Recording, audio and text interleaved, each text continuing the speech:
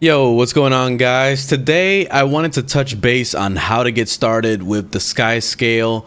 If you've been following my channel and you saw the struggle I went through with the Skyscale, you would see that this is not an easy task at all. So I'm going to give you at least the most important things to really start off with once you start working on this Skyscale thing. I'm not going to be going in depth with how to do everything. So instead, I'm going to leave a link in the description to a YouTuber that explained a lot of this stuff, step-by-step guide on how to get all the achievements. AyinMaiden, I'm not sure if I pronounced it right. I hope so. But she has awesome guides. Check out her stuff. And another awesome thing to pick up is the taco. This makes it so that you can see the paths of where to pick up materials, as well as how to navigate getting the achievements as well. So like the jumping puzzles and all that stuff. Really recommend you get that as well. I'll leave that in the description too. First things first, you need to own all the DLCs. And I'm not talking about you just buy the Path of Fire expansion and you do the story and that's it. No, you have to actually do all the DLCs. So let me show you like what it is. You need to get it in the gem store. So this is already going to cost money. So I'm just telling you right now, this is not something that's approachable for new players. And this is probably going to turn a lot of new players off, mainly because like it already seems like it's going into the pay to win kind of space because you have to buy all this stuff just to even get started. So when you go over to the story journals, the Living World stuff, you see Living World Season 4, you need to own all the DLCs. So you need to buy all this stuff, and they're all run for about 200 diamonds a piece.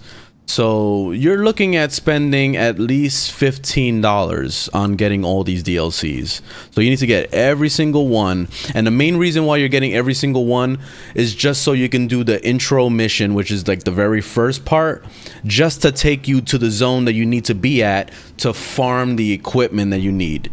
So it's to farm the materials, rather, not equipment, it's materials. So each of these zones, these are the ones that are all the way on the bottom, all the way on the south part. When you do the Path of Fire stuff, it's only this part of the zone, which has nothing to do with the Skyscale stuff you need. So all the Skyscale stuff is over here, like Vabi. You have to go down here to Jaha Bluff. You have to go down here to Domain of Coria. You also have to go to Istan and Sandsweep Isle, and one more. There's Dragonfall, which is a part of the Path of Fire.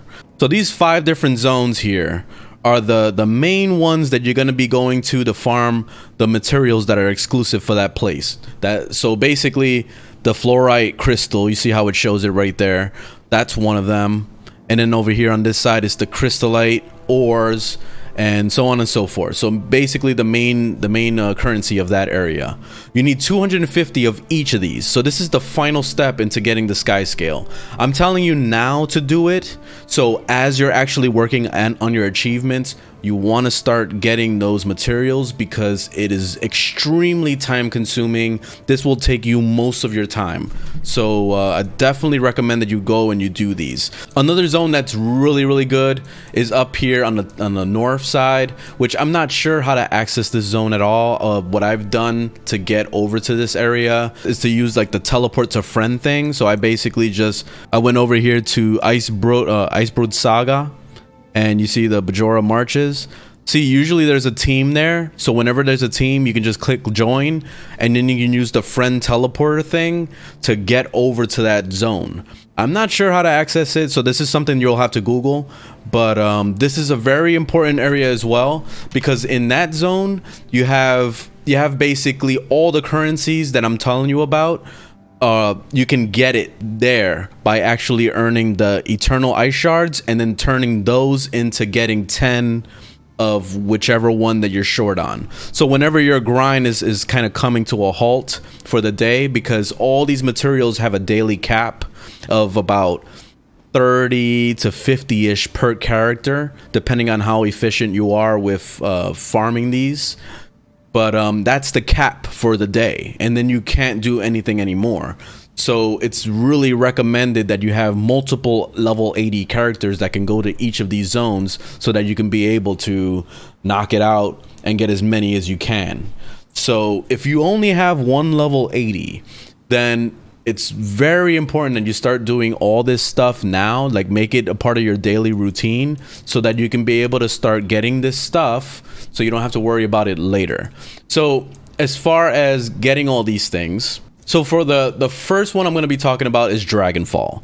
In Dragonfall, the main currency you're going to need is Mistborn Motes. You get this by either running the events and just like going through that, or even finishing up the whole zone as far as like, you know, how the event ends and that, you know, you have to fight the dragon and all that stuff. So that's basically the best way to get these motes, as well as you can also farm them. You're gonna need the harvesting sickle to basically gather all these things. So make sure you stock up on as much as you can. That way you don't have to go back to town and get more. So you can basically just farm those out. Once you get 250, move on to the next zone. But one really cool thing about Dragonfall that you should do every single day, this is only once per account per day. You can go talk to this lady here. She's right at the pack command. So once you get to pack command, talk to this lady, and she actually has an option for each of the materials. You see all 5 are here. So you can basically use that to and convert your volatile magic, which you'll get throughout the whole Path of Fire stuff. You can convert that to get whichever one you want. So you can get 5 per day with this. So this is good to kind of stockpile on stuff that you're kind of lacking, you know? So it's really worth it to do that every single day. Sandsweep Isle. In this place, you're going to be getting these diflorite crystals. I'm not sure how to pronounce things. So over there, it's a little bit easier to understand because it's literally just following a route. Let me show you what Taco does. Let me just turn it on. So basically it's just an external program that kind of works like a mod, and you see it'll actually pop up a taco on the top left. So pretty much right when you have your game started, you launch it, you put on tactical display, and it'll show you exactly where everything is. So you can basically just run through and actually follow the paths to get what you need. So these diflorite crystals, you see this is part 1 right here. You can basically just follow that. It will lead you to everything you need as far as those crystals, and you can just keep gathering it and running through. This is once per day, so you can only do this once per day per character. The actual grind itself for the crystals, it diminishes, so I believe you can only do it on 2 characters, because I've only ever seen it happen with 2 characters. The third character that I bring in usually doesn't have, like, you won't see the materials there anymore, so it won't let you farm it anymore. Very important with all these zones, do the hearts, because the hearts drop 5 every single time that you do one of these. So it's really important that you do all those just to kind of have that extra, you know, little something every day. So if you can knock out 1 or 2 every day, then that's perfect. I try not to do like too many when I was doing it because I don't want to get burnt out, and I really didn't have a whole lot of time to dedicate. So basically I always ran 2. So I ran this one and I ran this one, and then that's it. I was done with this zone, and then I moved on someplace else.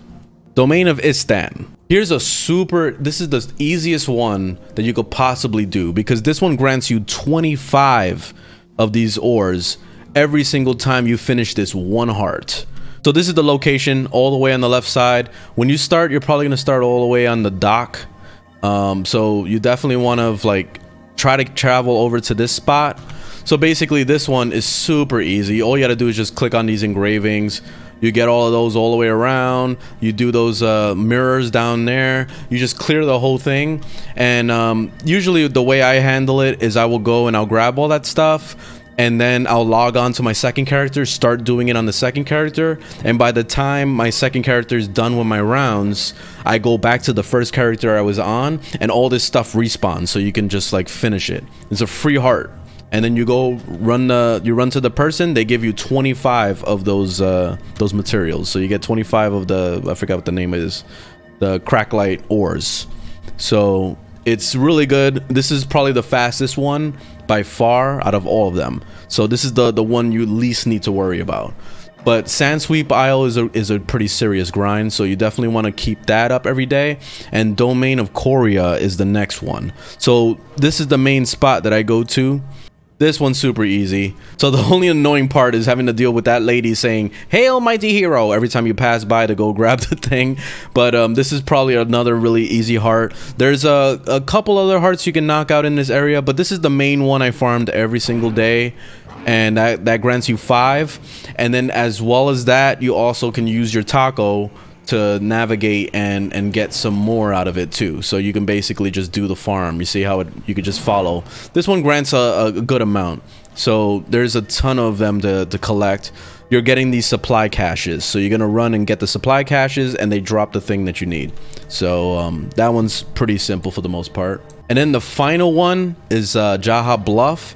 So this whole area, you definitely want to go and get all the waypoints in this area. So you want to get the waypoint over here on the front, the waypoint over here in the back, which is like the main, I guess this is like the main hub part where you start off. And then the one all the way at the end here on the left. So these 3, you're going to need these, and let me show you exactly why.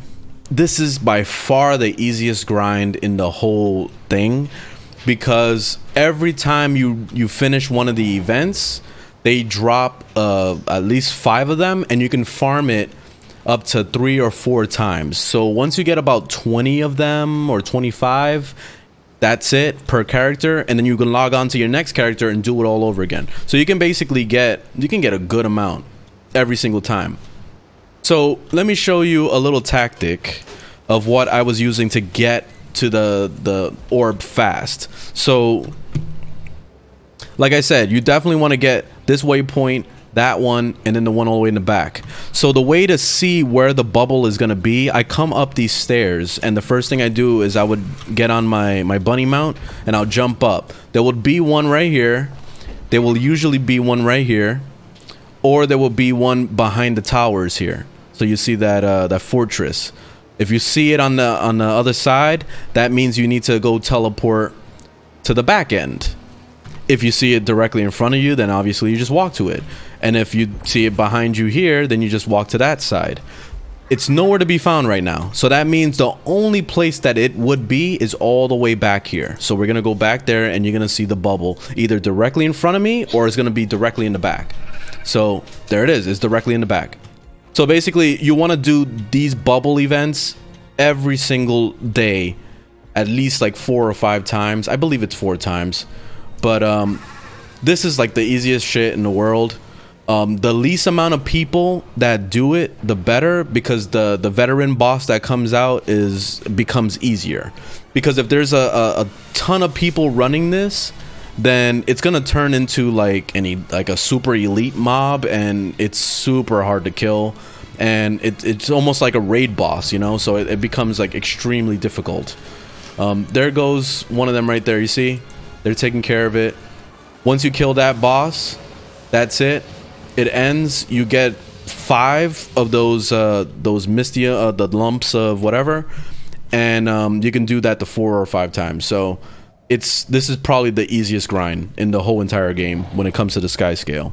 Another zone I totally forgot about was Thunderhead Peaks. This is another zone that you're going to be getting the branded masses from. This one is super easy. There's a bunch of really easy hearts in that zone. The easiest one is the one where you have to encourage the people inside that main tower part. Once you do that, you're basically going to do the same process just like the others, where you're just going to be gathering the materials using Taco to just kind of follow it through. But this one's probably another easy one that's similar to the one with the Difflerite crystals in the Sand Sweep. But yeah, that's pretty much it. This is the most important thing. I can't stress it enough. This is the most important thing you're going to be doing when you start grinding all this stuff. You're going to need a lot of gold. So I definitely recommend that you get at least like 60 gold. At least, because I'm not exactly sure. This is just a number that's coming up in the top of my head, because there's a lot of things you have to buy along the way. There's the saddle, obviously, and then there's a bunch of other stuff that have to do with your actual achievements when you start working up the line. it's kind of blurry to me right now because it was just such a long grind. I was at it for a month and a half, and I feel like it would have been faster if I knew what the hell I was doing. So this is why I'm making this video, so that you guys don't waste your time and do stupid mistakes like I did. So definitely grind your areas, and then once you're done with all these areas, hit that area up here in Bajora's Marches, because you can get those eternal shards, and just stockpile on as many as you can so that you can be able to just kind of pick up whatever you're missing as far as, you know, the materials that you didn't get in these areas. So yeah, anyway, hope this was helpful. Leave a thumbs up if you liked the video, thumbs down if you didn't. Like I said, links in the description to all the other guides. But overall, like, I really love the Skyscale. It's freaking amazing. It's super fast, really easy to, like, especially like now I'm getting ready to start up a new character and I'm gonna start playing with that. And it's just, it feels so good to just fly around and do whatever. It's literally the best mount in the whole entire game. So look forward to that at least. But anyway, good luck guys, and I'll see you in the next video. Later, y'all.